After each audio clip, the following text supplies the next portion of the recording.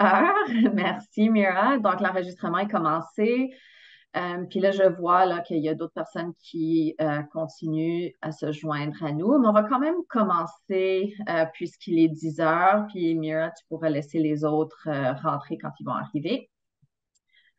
Donc, bonjour et bienvenue à la session aujourd'hui. Mon nom, c'est Christine Leduc. Je suis contente de vous accueillir ici ce matin pour la session Bienvenue à bord, une formation spéciale offerte par Apprendre par les arbres, APLA Canada, pour favoriser la réussite des jeunes dans des emplois verts et offrir quelques suggestions pour aider la création d'un milieu de travail accueillant.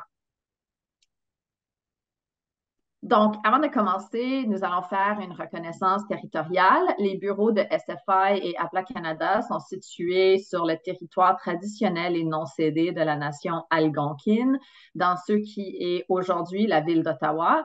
Nous sommes engagés à établir des collaborations axées sur la forêt qui reconnaissent et respectent le droit des peuples autochtones, leurs connaissances traditionnelles, leurs relations avec la terre, leur leadership durable en matière de gestion forestière et leur responsabilité à l'égard des générations futures.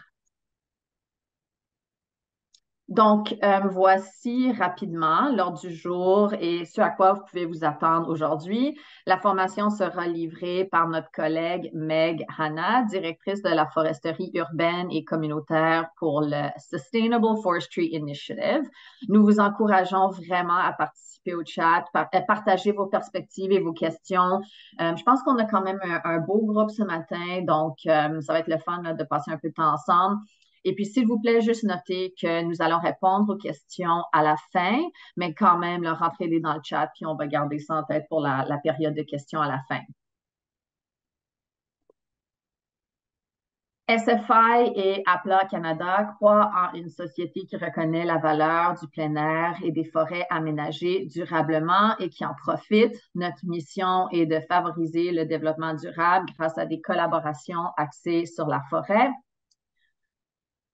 Et pour ceux qui ne nous connaissent pas encore, Apla Canada, une initiative de SFI, s'attache à utiliser le plein air pour y inciter les jeunes des collectivités rurales, autochtones, urbaines, diverses communautés à apprendre sur le monde qui les entoure, à favoriser la sensibilisation, la bonne gestion forestière et les cheminements de carrière en environnement.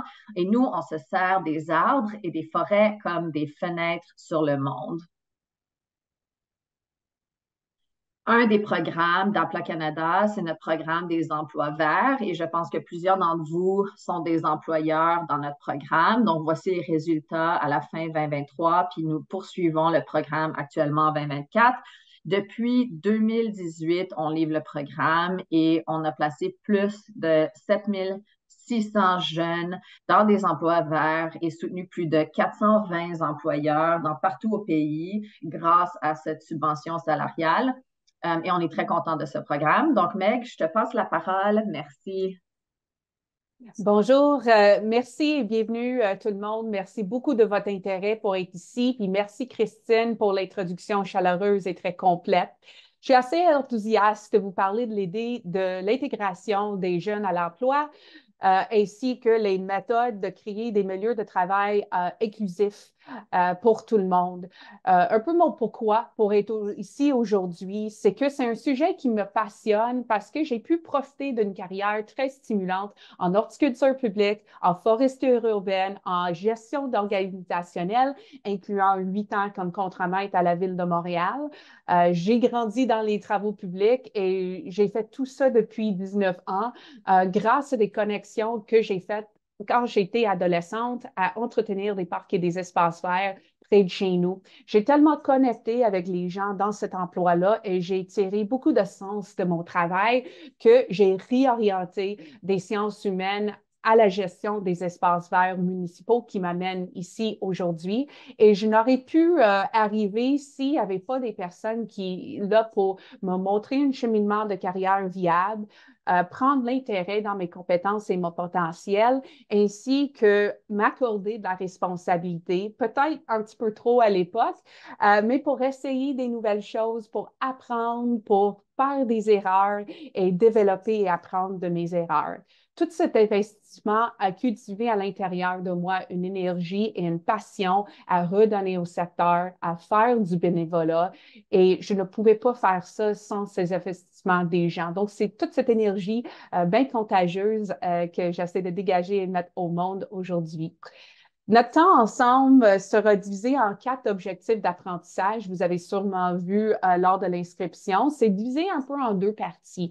On va passer la première partie à vraiment comprendre les divers besoins des jeunes de 15 à 30 ans, issus de différentes cultures, de communautés, de backgrounds qui se trouvent chez nous, d'essayer de comprendre leurs différents besoins et y répondre avec des astuces, des façons de faire, des façons d'être.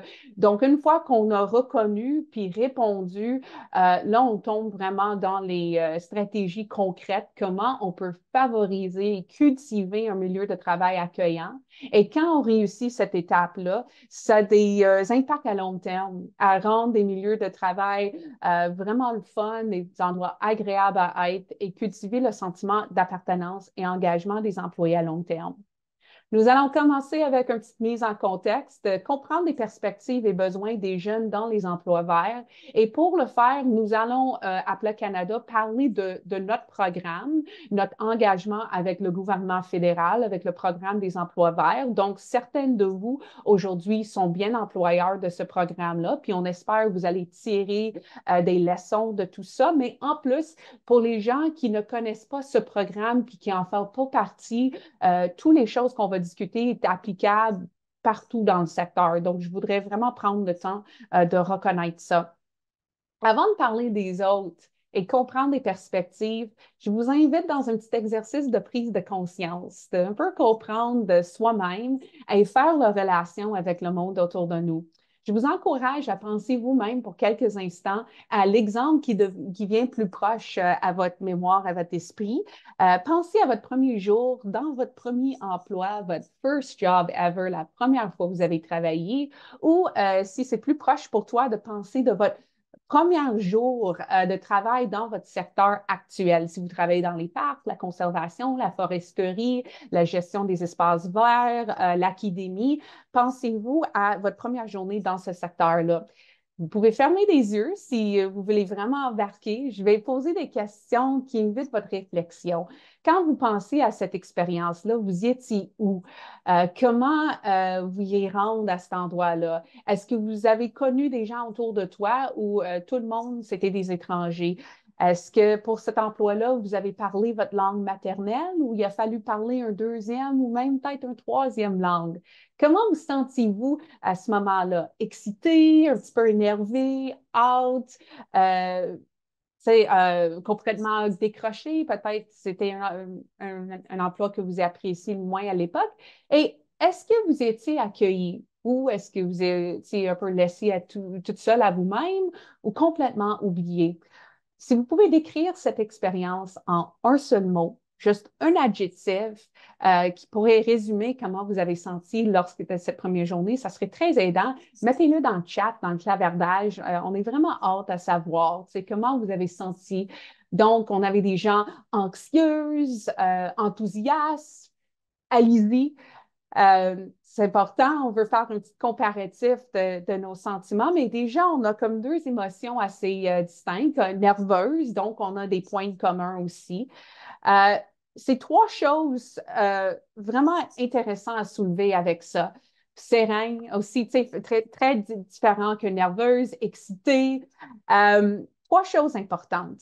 Tout d'abord, quand vous allez accueillir des gens au sein de votre organisation, vous auriez peut-être la tendance à développer une certaine empathie avec eux et leur mettre dans leur peau en pensant vous-même de vos premières journées de travail, qui est tout à fait très humain et très commun. Deuxième chose, un petit oui, mais votre propre expérience, d'avoir hâte, d'être motivé, la façon que vous l'avez vécu, la façon que vous les avez ressentis sont très personnelles à vous-même, comme sont très personnelles à moi dans mon propre expérience et sont probablement très différentes d'une personne à l'autre, comme on vient de voir dans l'exercice d'enclavardage. Troisième chose, on vient de voir que des expériences peuvent résonner, certaines expériences peuvent résonner plus avec d'autres. Et tu sais, les gens l'auraient vécu leur expérience très différemment, basée sur une panoplie de facteurs, d'où ils venaient, leur bagage, les connaissances qu'ils avaient quand ils ont commencé, la langue qu'ils parlaient, les compétences, les connaissances du matériel dont ils disposaient à ce moment-là, s'ils étaient bien accueillis ou non. Tout ça pour dire que dans notre démarche avec les jeunes et les nouvelles personnes qui rentrent dans notre organisation, on a vraiment un défi et une belle opportunité de trouver l'équilibre entre nos propres expériences, nos biais inconscients, nos perceptions, nos croyances, mais aussi en s'ouvrant à accueillir et connaître de l'autre, en prenant l'intérêt dans lui et en posant des questions. Quand on accueille du monde, quand on les soutient, on les guide, on peut être tenté de mettre le focus sur nos propres expériences car c'est réconfortant d'utiliser ce qu'on connaît déjà. C'est assez humain. On connaît tous la règle de l'or qu'on a probablement appris très jeune dans notre vie. Le principe de traiter les gens, tu sais, on dit traite les gens comme tu voudrais être traité.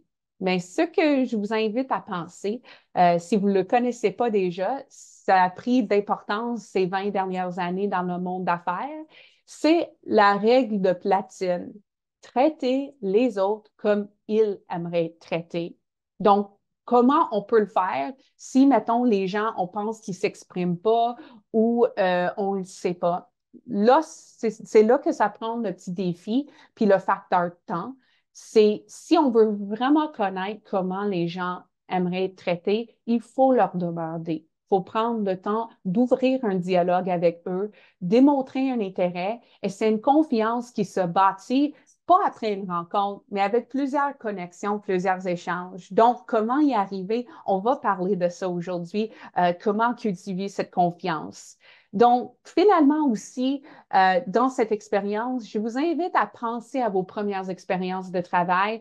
Et est-ce que vous avez eu un chef d'équipe, un mentor, une marraine, un parrain, un superviseur qui vous avait vraiment enthousiasmé par rapport à votre travail? Est-ce que c'est quelqu'un qui vous avait rendu out? Est-ce que vous avez senti plus équipé en étant avec cette personne-là? Est-ce que vous pouvez imaginer être cette personne pour quelqu'un d'autre? Donc, ça commence à favoriser ces liens-là, puis aussi garder en tête que quand quelqu'un arrive, il n'a pas, sûrement pas les mêmes expériences que vous et il ne sait pas ce que vous savez, comme, mettons, vos procédures et vos méthodes de travail, vos politiques, même des propres objectifs de votre équipe. Et peut-être ils ne savent pas à quoi ressemble la réussite professionnelle ou les possibilités d'évolution de carrière au sein de l'organisation et dans le secteur. Je vous invite à être curieux, à vous ouvrir, à développer des questions ouvertes et réfléchir. Après tout, la compréhension, ça commence par la curiosité. Donc, allons-nous dans certaines perspectives? Qui sont les jeunes des emplois verts que nous accueillons dans notre programme? Donner cette perspective va peut-être, vous allez voir vous-même ou vos organisations dans ça, ou peut-être voir la progression des tendances. Je ne passerai pas beaucoup de temps sur ce diapo, mais il va être disponible pour vous après la présentation. Ça donne un exemple de notre engagement dans un des programmes APLA Canada avec le Conseil canadien des parcs. On s'est engagé de mars 2023 à avril 2024 à jumeler 333 jeunes personnes de 15 à 30 ans avec des emplois dans le programme des emplois verts. Et on a réussi à jumeler justement 431 personnes. Ces personnes-là se sont auto-identifiées à faire partir de différentes communautés d'intérêt en termes de diversité par rapport à leur identité ethnique ou culturelle, la langue qu'ils parlaient, d'où ils venaient, leur identification, orientation sexuelle, leur parcours de carrière, les responsabilités. Tout ça pour dire 67 de ces personnes se sont identifiées à avoir ces identités-là et aussi effacer quelques obstacles dans l'obtention puis garder de l'emploi. Et nous avons On a eu l'intention de creuser ça un petit peu plus, à vraiment comprendre, pas juste avec des chiffres, mais comprendre les perspectives des gens. Donc, l'année passée, Apple Canada a essayé de joindre 1162 jeunes qui ont participé à nos programmes. On a lancé un sondage pour comprendre leurs perspectives et parmi les gens qui se sont répondus, ils ont soulevé plusieurs sentiments d'obstacles à l'obtention puis à la sauvegarde d'emploi, justement la perception de la sécurité d'emploi, des obstacles financiers vécus reliés avec l'augmentation de coût de la vie, par exemple, ou l'incertitude face à des emplois saisonniers qui ne sont pas à l'année, manque d'accès à des emplois stables dans les régions, surtout les gens qui viennent des régions éloignées ou des endroits ruraux. Aussi, l'insécurité à demander des accommodements à l'emploi liés peut-être à des handicaps visuels ou visibles ou invisibles, la complexité des déplacements du domicile au travail, la charge de responsabilité en gardant des enfants et même des défis liés à la langue parlée au travail. Ensuite, le manque d'éducation applicable au poste, donc vraiment jumeler l'éducation que la personne avait pour se retrouver dans les emplois dans lesquels il postule. Manque de compétences techniques, donc ce qu'on apprend vraiment dans l'emploi, dans le poste. Et le coût des équipements peut aussi servir comme un obstacle à l'emploi. Quelqu'un nous a témoigné qu'il ne se voyait même pas dans les affichages qu'il avait lus pendant sa recherche d'emploi, même s'il était diplômé d'un programme reconnu, d'avoir ce syndrome d'imposteur, puis de ne pas savoir à qui il peut discuter pour démystifier tout ça, puis se sentir encouragé dans son travail. Donc, souvent, ces jeunes-là, ce que j'entends, c'est que les gens dans cette situation-là cherchent à comprendre le circuit efficace pour obtenir un emploi, pour se voir à l'intérieur des organisations, de se faire partir de l'équipe, puis de savoir à qui il peut faire des liens pour avoir de la rétroaction. Je veux aussi reconnaître que nous, comme étant employeurs, on a nos défis aussi.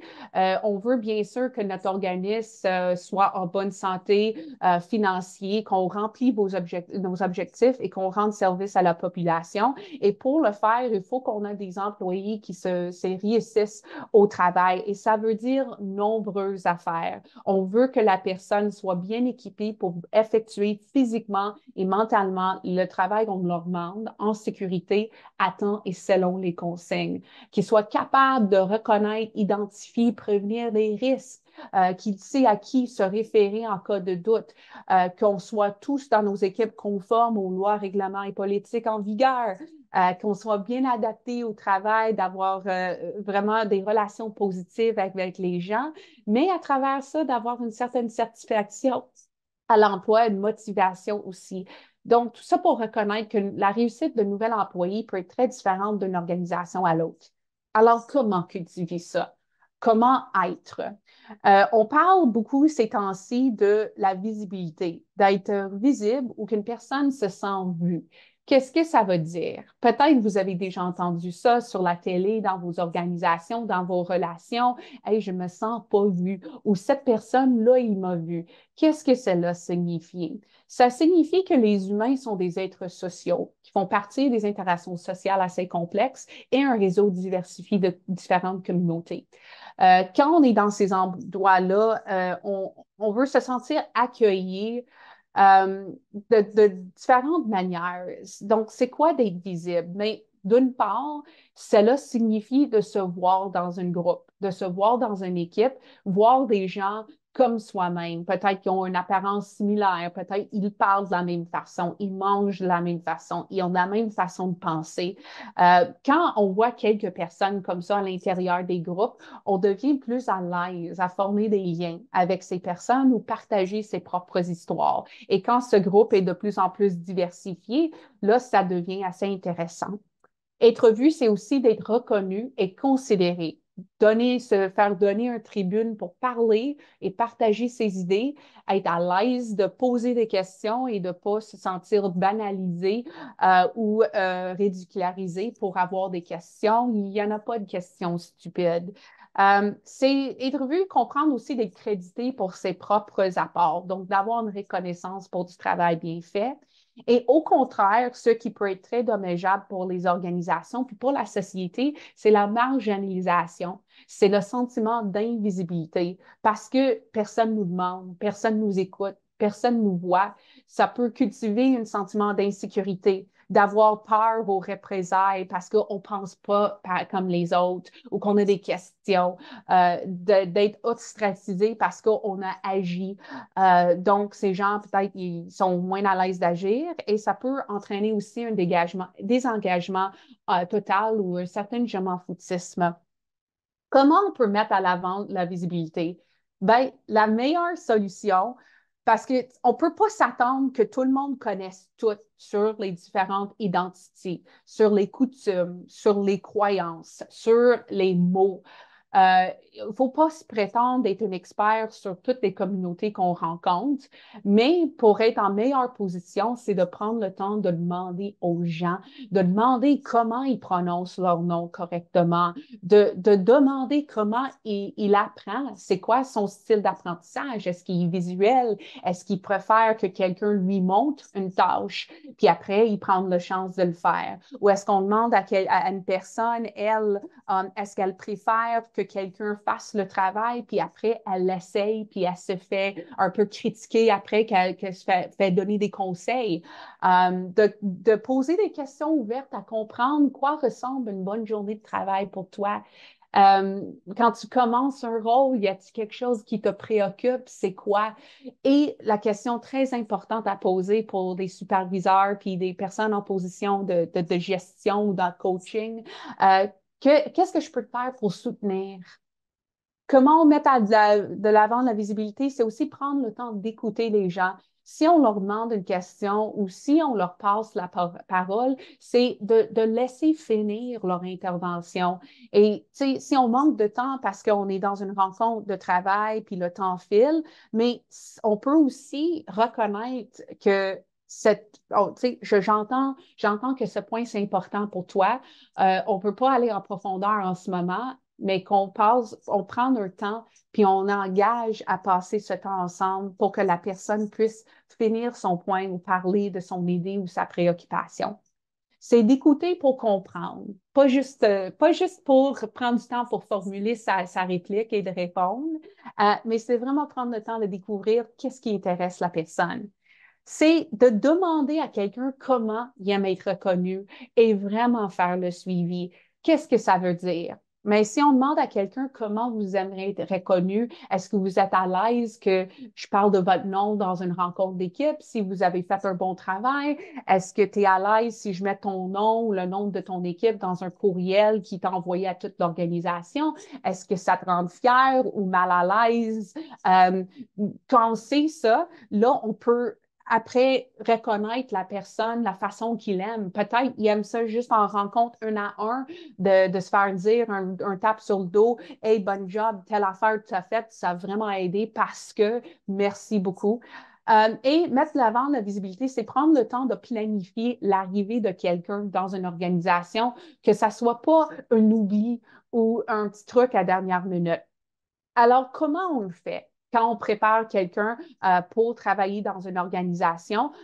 Premièrement, c'est de considérer le qui, le profil de la personne ou des personnes qui va joindre à votre équipe cette année. Est-ce que pour les jeunes, est-ce que vous allez travailler avec des étudiants en congé estival pour une période de temps définie? Peut-être des gens qui ne reviendront pas après leur mandat. Peut-être des personnes, c'est la première ou deuxième job qu'ils ont fait de leur vie. Peut-être c'est une jeune de 30 ans ou 29 ans qui explore des nouvelles opportunités de carrière et il y a déjà un bon bagage de comment ça se passe au travail, mais les tâches, ça va être la nouveauté pour lui. Est-ce que c'est quelqu'un récemment diplômé avec un bon profil que peut-être on va vouloir faire le pont dans l'organisation comme un employé à temps plein avec des opportunités plus loin? Est-ce qu'on va accueillir un ou plusieurs personnes en même temps? Si c'est une personne, on a des belles occasions de faire une approche personnalisée, beaucoup de un à un. Si c'est un groupe, peut-être on peut favoriser un esprit de groupe en faisant un cohorte, puis que ces gens-là passent certaines étapes de l'orientation ensemble dans un groupe, et ça pourrait leur aider à faire leur réseau de soutien et créer des liens dans l'organisation. Est-ce qu'une de ces personnes a demandé des accommodements? On va aborder quand est-ce que ça serait le bon moment de demander ça et comment on va honorer. Connaissez-vous leur style de communication préféré? Est-ce qu'il y aura un courriel de travail? Si c'est juste par des courriels personnels, si la personne ne vérifie pas beaucoup ses courriels, mais peut-être c'est mieux d'aller lui envoyer un petit texto ou de le voir en personne ou adopter une combinaison d'approches, différents modes de communication pour passer le même message, pour que ça rentre plus facilement. Donc, quand on prépare la démarche efficacement, moi, quand j'accueillis 1 à 18 nouvelles en même temps, parfois des cohortes jusqu'à 75 personnes saisonnières qui arrivent toutes dans une journée. Donc, quand j'étais avec mes collègues pour préparer ça, souvent, je passais du qui, quoi, comment, et évidemment le quand et le où, qu'on n'abordera pas forcément aujourd'hui, mais vous pouvez avoir une idée de qu'est-ce que ça semble. Le quoi. Une fois qu'on a décidé, tu sais, on a établi c'est qui le profil, c'est quoi l'approche qu'on va adopter en fonction des gens, c'est le quoi. Quelles sont les informations clés qui doivent être partagées avec des nouveaux employés et quand? Est-ce que ça va être avant qu'ils arrivent, la première journée, parmi les premières semaines? De vraiment faire une espèce de checklist à l'avance. Quels seront des formulaires obligatoires à remplir pour que l'employé ait sa paye à temps, qu'on connaisse son contact d'urgence s'il y a quoi qui arrive, on sait qui appeler. Le manuel des employés, comment on va l'aborder? Est-ce qu'on va laisser l'employé toute seule le lire? Est-ce qu'on va faire certaines parties vraiment critiques ensemble avec? Est-ce qu'on va lui donner du temps pour qu'il puisse le parcourir, puis après, on va entamer une discussion ensemble? Quelles sont les politiques et procédures en matière de santé et sécurité? Est-ce que ça va être simplement un formulaire, on va lui passer, ou est-ce qu'on va prendre le temps de faire une formation bien montrée, puis parler à différents employés de l'importance de la SST dans les lieux? L'itinéraire vers le bureau ou le site ou chantier va travailler. Ça, c'est bien pratique de l'avoir d'avance, comment la personne va se rendre. Aussi, faire la distinction des équipements et vêtements que l'employé doit fournir puis qui doivent arriver déjà avec et quels seraient garantis ou fournis par l'employeur. Le comment nous allons véhiculer toute cette information. On sait la première journée, un peu comme la formation que je fais ici, je m'étraille avec de l'information. Ça se peut que ça fait un certain surchauffement cognitif parce qu'on a juste quelques minutes ensemble. Mais si vous avez la possibilité d'accueillir quelqu'un pendant 16, 20, 30 semaines, ben, peut-être qu'il y a différentes façons que vous allez passer l'information à différents moments. Peut-être certaines choses vont être des documents que vous allez donner en main propre, des documents partagés par courriel avec un accusé de réception. Peut-être qu'il y aura des séances d'orientation, des réunions d'équipe qui vont renforcer cette information. Des plateformes d'apprentissage en ligne qui donnent un bilan de qu'est-ce que l'employé a fait comme formation. Peut-être des petits rappels ou les bulletins d'information. Observation de poste de travail de quelqu'un, de le voir travailler, ou peut-être ça va être comme une combinaison des approches, des réunions individuelles, des un à un, on va en parler bientôt. Alors, ça, c'était un peu comment planifier des questions qu'on devrait avoir en tête, la façon qu'on pourrait être avec les gens, et maintenant plongeant dans les trucs un peu plus concrets.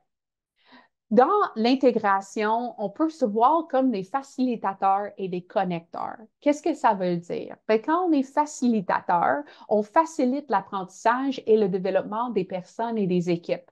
On peut faire ça en prenant le temps de bien expliquer des attentes et donner des moments pour faire des petits check-ins, pour voir, OK, qu'est-ce que la personne a assimilé, qu'est-ce qu'elle a compris, puis c'est quoi son interprétation et sa perception de ses attentes. Peut-être vous auriez l'occasion de donner l'espace aux gens de développer leurs propres objectifs en collaboration avec vous. Peut-être votre organisation permet de donner des objectifs plus big picture, plus général, et les spécificités, comment la personne va faire l'objectif. Peut-être vous auriez l'occasion de lui donner un peu de latitude dans le comment, qui peut lui rendre autonome, favoriser l'autonomie et cultiver la maîtrise de la tâche chez la personne. Donnez-leur la rétroaction sur comment ça se passe, comment ils répondent aux attentes et soyons spécifiques. Partagez la reconnaissance personnalisée pour les bons coups et justement expliquer qu'est-ce qui va bien, qu'est-ce qui va moins bien et pourquoi. Et comme les connecteurs, ça c'est vraiment la partie fun d'être coach, c'est vraiment lier les gens avec d'autres gens, avec des collègues de travail, peut-être des amis futurs, lier les gens avec la mission de votre organisation pour qu'ils comprennent et pour qu'ils le vivent. Ou lier les gens avec des opportunités, soit dans votre organisation ou ailleurs dans votre réseau. Donc, connecter avec la mission, qu'est-ce que ça veut dire? Bien, c'est de donner un sens au travail, de faire en sorte que les gens reconnaissent quelque chose de plus grand que eux, que n'importe quelle tâche banale ou fastidieuse, la saisie de données, la vérification avant le départ d'un véhicule, de comprendre, on le fait parce que c'est important pour nous et pour l'équipe pour se rendre à la mission. Ça donne un sentiment de travail significatif dans tout ce qu'on fait. Si je prends l'exemple de chez SFI, ici, nous avons un document de culture que n'importe quelle personne peut consulter sur notre site Internet et ça fait partie de l'intégration de l'employé. Et il y a plusieurs rappels au cours du travail pour vraiment définir c'est quoi un employé modèle, quelles sont les habiletés et des comportements qu'on veut que cette personne ait pour soutenir, collaborer avec l'équipe, avoir des relations de travail saines et favoriser la cohésion et la mobilisation qui est très ressembleur. Le plan d'intégration, en qu'est-ce que ça ressemble? Les personnes qui ont répondu au sondage d'enregistrement pour cette formation, il y a plusieurs d'entre vous qui ont un plan d'intégration, certaines vous n'avez pas, et la plupart de vous vous demandez si c'est vraiment à jour. C'est pas grave si vous n'avez rien de commencer. Il n'y a pas un meilleur temps de commencer que maintenant. Ça peut être juste un simple un page, une espèce d'ordre du jour, comment on va prendre en charge un nouvel employé qui rentre dans notre organisation. Si on voit juste l'exemple que j'ai fait ici, ça semblait beaucoup à des choses que j'ai déjà faites dans d'autres organisations, de vraiment identifier qui est l'employé, quand est-ce qu'elle va commencer, qui va s'occuper de l'installer, montrer des vestiaires, des casiers, avoir des chaussures de travail puis une carte d'identité pour que la personne puisse librement circuler dans les lieux de travail, qui va s'occuper de tous les formulaires, de l'organigramme, le qui fait quoi, quelles sont la mission, valeurs, culture de l'organisation, y a-t-il une code de conduite, qui va le faire le tour avec l'employé, quelles sont les attentes de gestion et les objectifs d'équipe. Et ça n'a pas besoin d'être tous le superviseur en tout temps ou de pelleter ça dans le cours des ressources humaines non plus. C'est quelque chose qui peut être entamé en groupe avec certaines responsabilités des ressources humaines ou les formateurs, le superviseur et même des membres de l'équipe peuvent participer à montrer des lieux de pause aux employés, à leur présenter aux membres de l'équipe, à montrer leur travail, à le faire découvrir la vie sociale de l'entreprise. Donc, c'est vraiment une affaire de tous. Ça pourrait être un manuel de procédure bien sophistiqué qui est super si vous le faites, mais ça peut être quelque chose d'assez simple aussi. Se connecter avant de l'accueil. Qu'est-ce que ça veut dire? Mais un simple appel à l'employé quelques jours ou une semaine avant qu'il arrive dans l'organisation peut être très payant aussi. Peut-être certains chez vous, la personne en ressources humaines va simplement appeler la personne pour dire, OK, vous êtes embauché, amène telle affaire, tel endroit, c'est votre première journée de travail. C'est correct, mais quelque chose qu'on a mis en pratique où je travaillais avant, c'est que les superviseurs responsables du cheminement de ces employés, on prenait le temps de les appeler pour favoriser le lien assez rapidement dans relation, mais aussi de savoir des choses clés. Juste en parlant à quelqu'un, on peut poser une question super simple qui va aider à régler des choses un peu maladroites, comme mettons, OK, c'est quoi son nom? J'ai jamais vu ce nom, je sais pas comment le prononcer. Là, maintenant, les jeunes parlent de pronoms, comment j'aborde ça, je suis un peu dépassée. On peut simplement, en appelant la personne, nous présenter nous-mêmes, dire comment on prononce notre nom, puis on peut demander à la personne, mais comment t'aimerais qu'on te réfère, tu sais, comment on t'appelle? Puis là, ça donne la porte ouverte à la personne de parler de son nom préféré, la façon qu'on prononce et s'il y a des considérations spéciales pour ces pronoms ou d'autres choses. On peut demander s'il y a si l'employé a hâte à faire certaines choses pour comprendre un peu sa propre compréhension du poste. On peut faire le tour de où aller, y a-t-il du stationnement, y a-t-il du transport en commun? On peut faire la table, mettre la table un peu en leur parlant, mais s'il y a beaucoup d'informations à transmettre, on peut aussi dire, ben merci pour toutes tes questions. Dans 2 jours ou 7 semaines, on va vous envoyer un courriel avec toute cette information écrite. Comme ça, la personne, il y aura une carte comment se rendre au travail, tu sais, quelque chose qu'il peut imprimer, traîner avec lui ou quelque chose sous la main dans son cellulaire quand il va arriver. Tu sais, de se faire un peu, gérer un peu les attentes. Qu'est-ce que la personne va s'attendre sa première journée? Quelques idées d'informations qu'on peut communiquer à l'avance. Puis bien sûr, vous auriez ces diapos. Donc, inquiétez-vous pas si vous ne le prenez pas tout en note. Mais comme je viens de nommer quelques trucs, une autre chose, tu sais, qui peut contacter en cas d'urgence? S'il y a jamais il y a quelque chose qui arrive sa première journée qui soit perdu, ou peut-être la veille, il s'est rentré à l'hôpital avec son enfant. Euh, Qu'est-ce que la personne doit amener au travail? Est-ce qu'il y aura un casier pour mettre ses effets personnels? Donc, un cadenas, ça serait peut-être une bonne idée. Est-ce que crème solaire, chasse moustique, est-ce que ça serait pertinent, ça? Quelle serait l'heure de début et fin de son corps de travail cette journée-là? Est-ce que l'horaire va être pareil pendant tout son mandat ou est-ce que c'est rotatif? Euh, c'est sûr, plus qu'on peut donner à l'avance par rapport à l'horaire, plus que la personne va être capable d'aménager sa vie pour bien se présenter au travail et remplir des attentes. Euh, Est-ce que sa photo va être prise pour une carte d'identité cette journée-là? Ou est-ce qu'il va faire la formation et les introductions? Ou est-ce qu'il va aller sur le terrain faire du travail manuel la première journée? Les détails comme ça vont influencer ben, comment la personne va s'habiller lors de sa première journée de travail. Puis organiser le premier jour de travail, ça se planifie d'avance aussi. Puis comme j'avais mentionné, on peut faire en équipe, soit plusieurs superviseurs, chefs d'équipe ensemble. On peut le faire avec le membre de notre équipe et nos partenaires en ressources humaines, d'identifier qui va accueillir ces nouveaux employés dès leur premier jour et où ça va se passer. Confirmer tous les gens qui vont participer, ben, il faut qu'ils soient où et pour combien de temps pour qu'eux puissent aménager leur jour de travail. Est-ce qu'on serait en mesure de donner un organigramme et un plan de site? Comme ça, la personne va savoir qui fait quoi, idéalement avec des petites photos, et quels sont les endroits où il peut parcourir. Est-ce qu'il y aura accès à son poste de travail ou un ordinateur la première journée? Ou déjà, tu sais, on peut lui prévenir pour certaines organisations que c'est plus compliqué. Tu sais, ça peut prendre jusqu'à une semaine que tu aurais tes accès, mais on travaille là-dessus, inquiète-toi pas.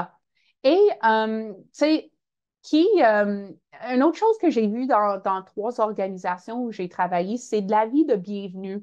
Avant que la personne arrive, que l'employeur prenne le temps d'envoyer sa photo, son nom, le poste qu'il va le faire, quelques détails sur lui, vous pouvez faire avec l'employé quand vous allez l'appeler. Hey, on veut faire un avis de bienvenue pour que les gens puissent anticiper ton arrivée puis qu'on puisse t'accueillir comme il faut. Peux-tu me dire quelques trucs sur toi? On va l'inclure, bien sûr, s'ils sont à l'aise.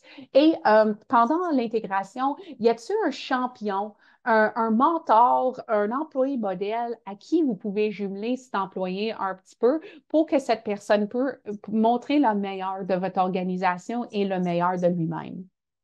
Les premières discussions, de bien prendre le temps d'expliquer comment l'employé est important pour l'organisation. Ça serait vraiment le fun, la première journée de travail, d'avoir cette conversation. Donnez-leur l'occasion de relever qu'est-ce qui est important pour eux dans cette expérience. Est-ce qu'ils ont des choses qu'ils ont hâte à faire ou des compétences qui ont hâte à mettre à profit de votre organisation? Prendre le temps de façon très précise d'expliquer des attentes. Puis ça peut être en lien avec des exigences en santé et sécurité, la présence au travail et l'assiduité, différentes politiques, l'utilisation des cellulaires, par exemple. Avez-vous une politique d'utilisation des réseaux sociaux?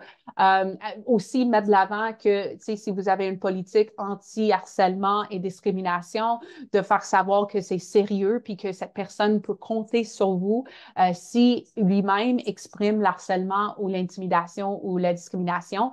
Et vous pouvez parler aussi de structure et fréquence des rétroactions. Est-ce qu'il y aura des rencontres individuelles planifiées? La première semaine de travail, un petit moment pour vous rassurer, de repenser, peut-être vous n'avez pas besoin de tout dire la première journée non plus.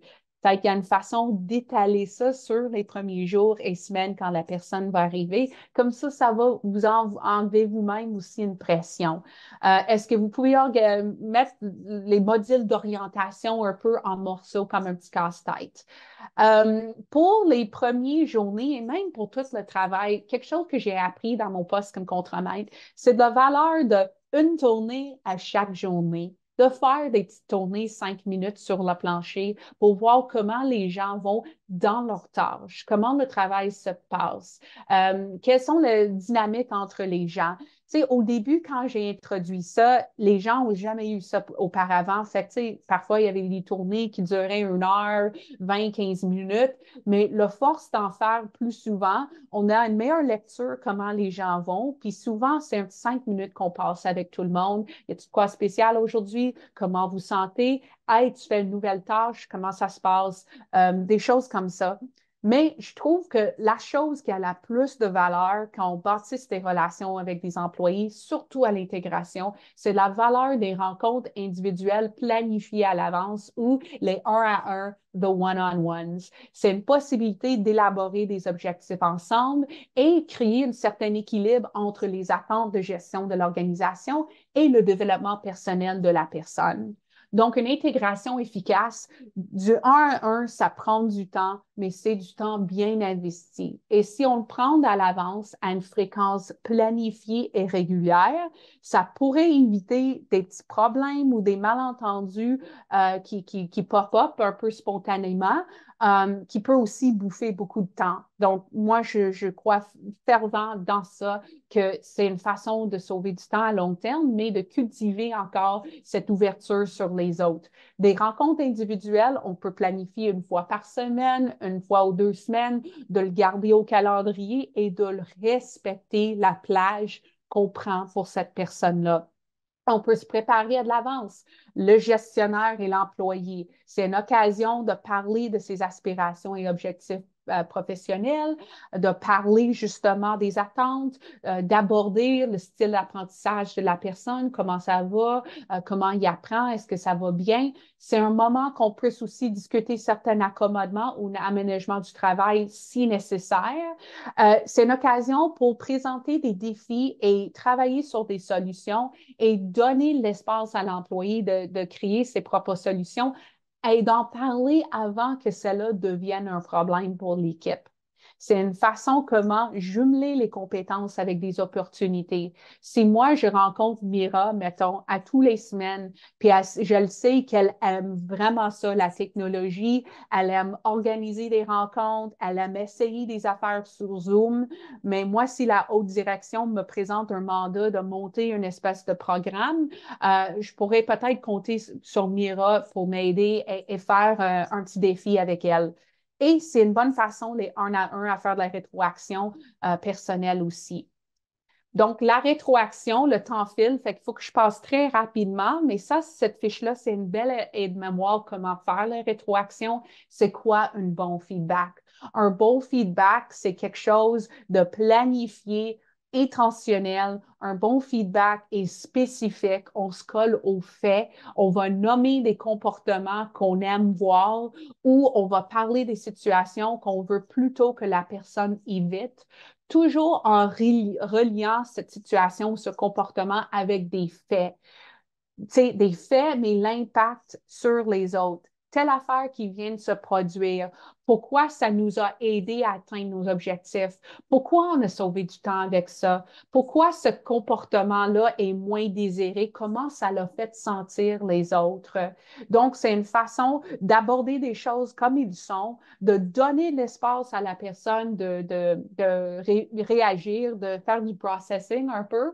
On peut même exposer cet enjeu-là. On peut faire une demande, un comportement ou une chose à adopter, à ajouter ou à éviter. On peut aussi laisser le temps à la personne de décanter puis de dire pas de problème, mais demain à même heure ou dans 2 jours, un lundi matin, on va revenir pour une autre rencontre pour que j'ai tes impressions puis qu'on aille plus loin pour trouver une solution ensemble ou c'est dépendant de la gravité de la situation. Donc, donner la bonne rétroaction, c'est une occasion d'aider les autres à apprendre et développer l'approche du travail. J'ai parlé tout à l'heure des mentors ou des champions dans l'organisation. Qui sont les champions? Mais c'est les personnes qui font rayonner la mission de l'organisation par leur méthode de travail, par le fait qu'ils sont souvent très agréables à travailler avec, sont débrouillards, sont attentionnés, ils prennent le temps de bien prendre soin d'eux-mêmes et par l'effet même, ils prennent soin des autres et ils sont des bons collaborateurs. Souvent, c'est peut-être des formateurs internes dans votre organisation, des mentors, des coachs, des délégués sociaux, de voir ces gens-là, est-ce qu'ils peuvent contribuer à l'intégration des employés? Est-ce qu'ils peuvent aussi vous donner des idées? Est-ce que votre organisation a une vie sociale, comme une coopérative des employés, un club social qui vend des chocolats pour amasser des fonds, pour faire des activités dans le groupe? Si votre organisme permet ça, ça peut être une bonne ressource aussi pour aider dans l'intégration. Et vous-même, comme employeur, est-ce que vous pouvez faire un événement social, comme un petit déjeuner de bienvenue avec du jus, du café, des viennoiseries quand les gens arrivent, une célébration, une espèce de dîner buffet où tout le monde amène quelque chose. Ce sont des idées qui ont bien fonctionné dans d'autres places que j'ai vues. Donc, on est dans notre résumé de trucs qu'on a découverts aujourd'hui. Bien, quels sont des milieux de travail accueillants? C'est des milieux qui assurent le respect et la dignité pour tous et toutes en tout le temps. Ce sont des lieux où des gens sont encouragés à poser des questions et apprendre sans sentir fou ou sans sentir mis de côté. Ce sont des places où des gens sont vus, sont entendus, considérés et reconnus. On favorise la curiosité et la collaboration à travers tout ça. On partage des attentes claires et précises en donnant une rétroaction qui va renforcer et encourager la réussite de ces attentes. C'est un endroit où on prépare l'arrivée des nouveaux membres de l'équipe et on célèbre leur arrivée. On montre comment les gens peuvent se développer au sein de l'organisation et dans l'équipe, mais ailleurs aussi et comment on peut favoriser la réussite des jeunes dans les milieux de travail accueillants, c'est de connecter avec eux avant leur arrivée, de préparer leur arrivée avec tout l'équipe, de leur faire savoir quoi s'attendre lors de ces premiers jours de travail, de chercher à comprendre leurs perspectives et leurs besoins avec des rencontres individuelles et les questions ouvertes. C'est de leur donner l'occasion de s'exprimer, poser des questions et contribuer. c'est de leur mettre en relation avec des champions à l'intérieur de votre organisation. C'est de vous expliquer des attentes en donnant des objectifs clairs et de l'espace pour rendre ça encore plus loin. C'est en donnant la rétroaction spécifique axée sur les faits, les impacts et les solutions. Puis c'est en offrant les formations, des ressources sur le développement carrière. Et sur ça, Appla Canada, pour vous aider, on a énormément de ressources et c'est en train de se développer en français. On a le guide des emplois verts au Canada avec le petit cahier Voix des professionnels autochtones. Ça, c'est disponible en français, en anglais, en Anishinaabe-Moan et en Cri des Plaines, deux langues autochtones. On peut les garder dans notre organisme. On peut montrer ça soit des personnes autochtones ou non autochtones pour montrer différents cheminements de carrière, pour montrer qui sont les championnes et les champions de notre secteur et aborder comment ça se passe être personne autochtone. Pour les personnes, peut-être, vous avez un cas où vous aimez beaucoup cet employé-là, mais vous n'êtes pas en mesure de l'embaucher parce qu'il y a une rigidité dans votre organisation, mais vous voulez aider la personne à aller plus loin. Nous avons un programme de mentorat qui va débuter bientôt. On accepte des jeunes anglais-français. On a des mentors dans les deux langues. On a mis les liens dans le clavardage. Donc, les gens qui veulent être mentors peuvent s'inscrire pour aider ces jeunes-là, pour les accompagner, ou les jeunes, on peut les référer là également. Alors, voici mon contact. Vous êtes bienvenus de me contacter si vous avez des questions. Bien sûr, mon profil, c'est la foresterie urbaine, mais je suis très interpellée. J'aime ça, c'est beaucoup de sens accompagner des organismes qui accueillent des personnes. Si vous voulez encore plus loin, voici quelques livres que j'ai lus, je suis en train de lire, qui sont traduits en français, qui parlent Daniel Pink de la motivation, très intéressant. Adam Grant, Le triomphe des généreux, sur des différents profils et donneurs, preneurs, matcheurs. Et Malcolm Gladwell qui parle de ce concept de connecteur qui peut aussi vous alimenter dans votre cheminement. On est maintenant en mesure de répondre à des questions si vous en avez. Merci de votre attention.